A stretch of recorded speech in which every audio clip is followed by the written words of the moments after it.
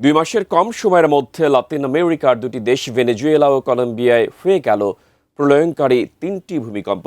এর মধ্যে গত 24 জুন ভেনেজুয়েলায় 7.2 ও 7.5 মাত্রার জোড়া ভূমিকম্প এবং 10 আগস্ট 7.4 মাত্রার ভূমিকম্পে বিধ্বস্ত হয় কলম্বিয়ার বিস্তীর্ণ অঞ্চল। ইতিহাসের পাতা থেকে দেখে নেওয়া যাক ওই অঞ্চলে ঘটে যাওয়া প্রলয়ঙ্কারী কয়েকটি ভূমিকম্পের ধ্বংসলীলা। 2010 সালে হাইতি ভূমিকম্প ছিল আধুনিক ইতিহাসে অন্যতম বিধ্বংসী ও প্রাণঘাতী প্রাকৃতিক দুর্যোগ। 7 মাত্রার ওই ভূমিকম্পে লণ্ডভণ্ড হয়ে যায় ক্যারিবীয় দ্বীপরাষ্ট্র হাইতি। এই দুর্যোগে নিহতের সংখ্যা 3 লক্ষাধিক। ভূমিকম্পের কয়েক মাস পরেই দেশটিতে দেখা দেয় ভয়াবহ কলেরা মহামারী, যা স্বাস্থ্য সংকটকে নিয়ে যায় আরও চরম পর্যায়ে। আমি বুঝি নির্মাণের শিল্প, সালাম স্টিল বোঝে ডিউরেবিলিটি। সালাম স্টিল, মোস্ট ডিউরেবল স্টিল। 1970 সালের পেরুর ভূমিকম্প ছিল দেশটির ইতিহাসে সবচেয়ে ভয়াবহ প্রাকৃতিক দুর্যোগ। দেশটির উপকূলে আঘাত হানে গ্রেট আনকাশ আর্থকোয়েক নামে পরিচিত 45 সেকেন্ড স্থায়ী বিধ্বংসী ভূমিকম্পটি। রিক্টার স্কেলের মাত্রা ছিল 7.9।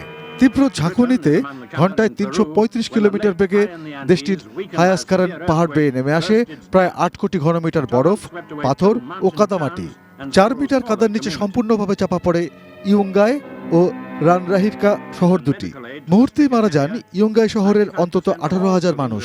সেই ভূমিকম্পে প্রায় 70,000 মানুষের প্রাণহানি ঘটে। 1939 সালের 24 ফেব্রুয়ারি স্থানীয় সময় রাত 11টা নাগাদ প্রলয়ঙ্করী ভূমিকম্পে কেঁপে ওঠে চিলির মধ্যাঞ্চল। শহরের নবনির্মিত থিয়েটার হলটি ভেঙে পড়ে ভিতরেই আটকা পড়ে মারা যান বহু দর্শক। এই ঘটনায় নিহত হয় কমপক্ষে 30,000 মানুষ। 1812 সালে ভয়াবহ ভূমিকম্পে থেমে যায় ভেনেজুয়েলার স্বাধীনতা আন্দোলন। প্রাণহানি আনুমানিক 15 থেকে 20,000, যাদের বেশিরভাগই ছিলেন রাজধানী কারাকাসের বাসিন্দা। স্পেনের রাজার বিরুদ্ধে গিয়ে দেশের স্বাধীনতা ঘোষণা করায় ঈশ্বর ক্ষুব্ধ হয়ে এই স্বর্গীয় শাস্তি দিয়েছেন।